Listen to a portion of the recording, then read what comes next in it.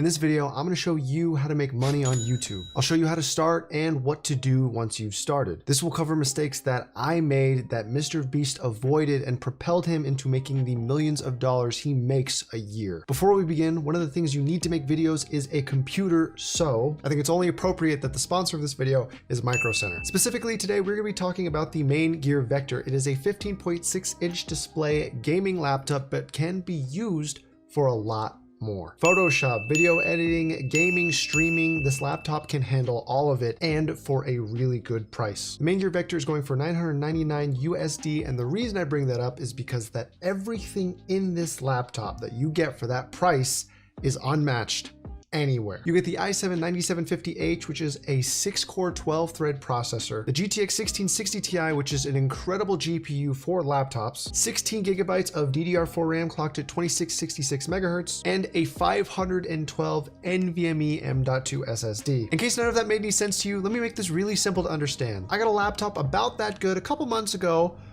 for $2,000 from another vendor.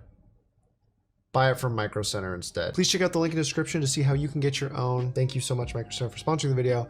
Now let's get back to the rest of it. Concerning that laptop, that is actually one of the few laptops I recommend. The pricing that you get for everything in there is absurd. Anyways, so beginning, what kind of videos should I make? You can make whatever you want, as long as it incorporates one of these themes: money, reactions, challenges, popular YouTubers, pranks, or drama. What I mean by this is every video can work on YouTube. You can be the guy to talk about toilet seats and go viral on YouTube. People make all kinds of weird stuff, but the successful videos almost always incorporate one of those themes. Take a look at MrBeast. Almost all of his videos incorporate the money and challenge aspect. A great example to look at would be his video, Last YouTuber to Leave the Circle Wins $100,000. It incorporates money, reaction, popular YouTubers, and challenge. It makes sense that this is one of his most viewed videos. Well, you might be thinking, Chris, I don't have access to 100 grand or popular YouTubers. While that might be true, that's not necessarily important. The money theme doesn't always have to be a high dollar amount. It can be used the opposite way. Go ahead and look up how to survive off $20 a week and see how many videos have over 1 million views. And for popular YouTubers, go ahead and look up MrBeast and see how many videos that don't even have him in it actually have viewership. To be a successful creator, you don't have to have resources, but you do have to be resourceful. I don't have money for equipment. How do I start? One of the biggest misconceptions is that you need gear and equipment to make videos. While you should end up getting that stuff, in the beginning stages, you don't need it. Not having money should never be an excuse for why you don't make content. I said being a successful creator means you are resourceful, and I meant that. If you have a smartphone, use that. If you don't, save up $100 and go to a pawn shop and get a cheap camera with an SD card and a battery. If you can't save up $100, you have more pressing issues than worrying about making YouTube videos. In the early stages, your video's success will be determined by the concept. Here's another great example. One of MrBeast's early successful videos is him literally just counting to 100,000. That cost him nothing but time and probably a little bit of sanity. Now you might try the argument, hey, I do need a PC to edit videos and I don't have that cash right now. Well, in that case, this channel is literally dedicated to showing you how to build that for really cheap. But honestly, if you're just starting, there is free software for editing apps that you can download onto your smartphone. I've been posting videos.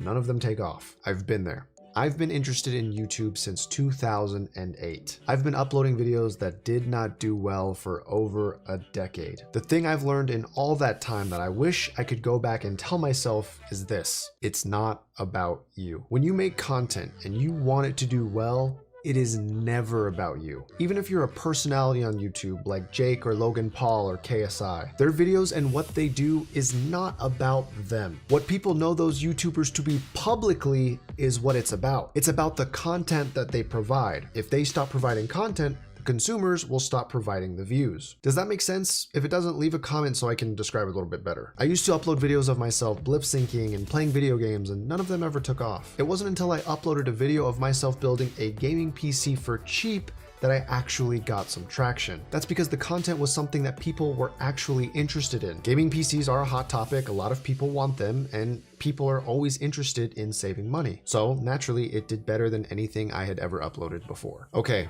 I've done all of this and I still can't grow. So I said earlier that you can be the toilet seat guy and still go viral. While that may be true, there are definitely some benefits and downfalls to being super niche. When you make content within a very specific field, that means a lot of people are not going to be looking for you. One sad fact about content creation is the bigger the audience you try to appeal to, the bigger the chances that someone is going to stumble across your video. The catch is there are a lot of other creators in that space already that are doing better than you, that are more established than you, that are going to get those views first. So if you don't make better content than them, or make content that kind of varies that doesn't already exist in that field, there really is no reason to watch you. That said, I still encourage you to make videos in a saturated place. Why?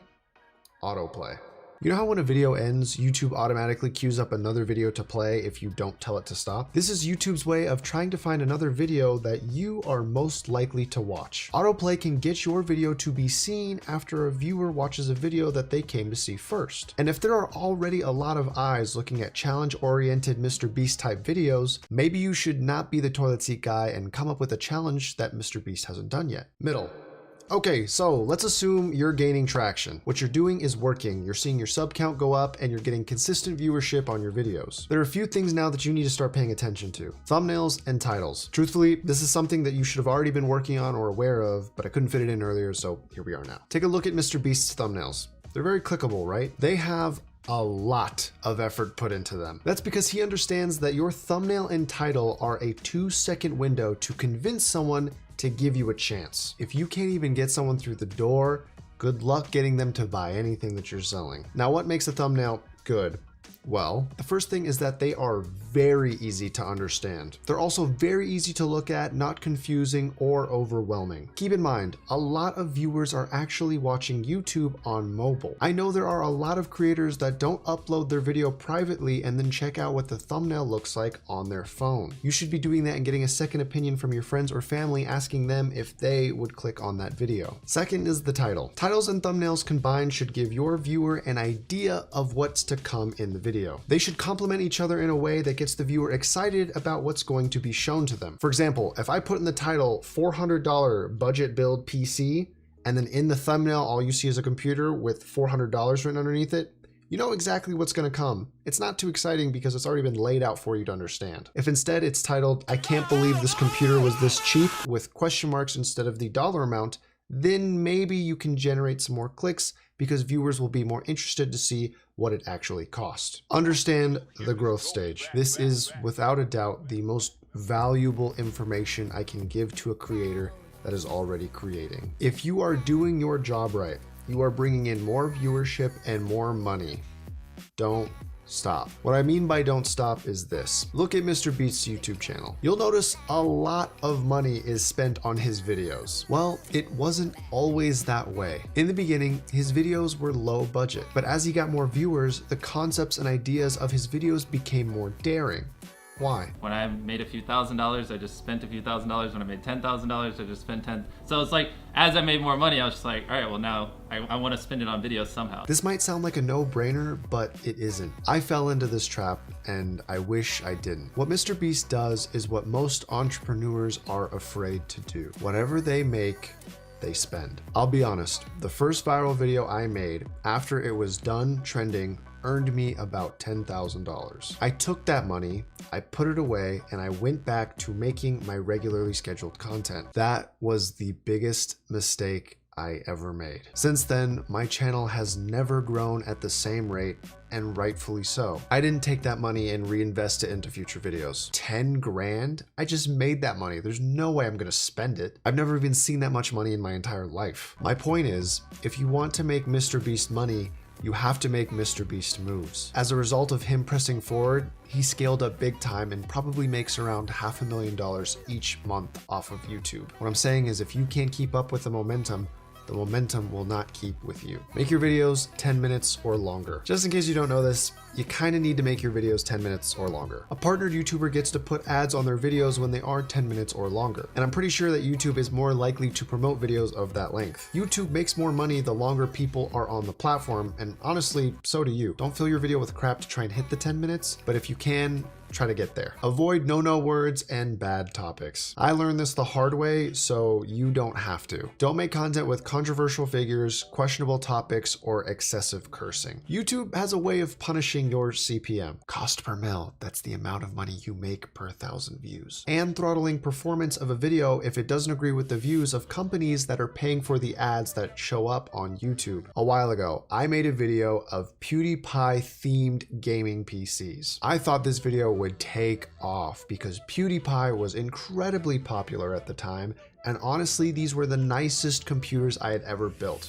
They were gorgeous. On top of that, I was giving all of them away. This sounds like it would do pretty well, right? Well, the day I uploaded it, my CPM dropped by 40%, and the video didn't get a lot of views. I look back and realized that PewDiePie was a controversial figure. The media was constantly talking negatively about him, and despite him being a popular YouTuber, the video did not do well. Companies just didn't want their ads associated with PewDiePie at the time, and YouTube recognized that. I know controversy and drama can oftentimes be thought of good ways to go, but trust me, it has its drawbacks and can cause permanent damage to your channel. Surprise, there is no end game. On YouTube, it is a continuous process with no end. When you decide it's over, you just retire. At some point, your content creation journey will come to an end. But if that day never comes, just stay in the middle process. Keep it up, keep innovating, and keep trying to be better than you were yesterday. Find ways to stay relevant and stay strong. When you do finally get to have YouTube as the dream job you always imagined, it will take a mental toll on you. But just remember, numbers don't define you. Only your hard work and determination does.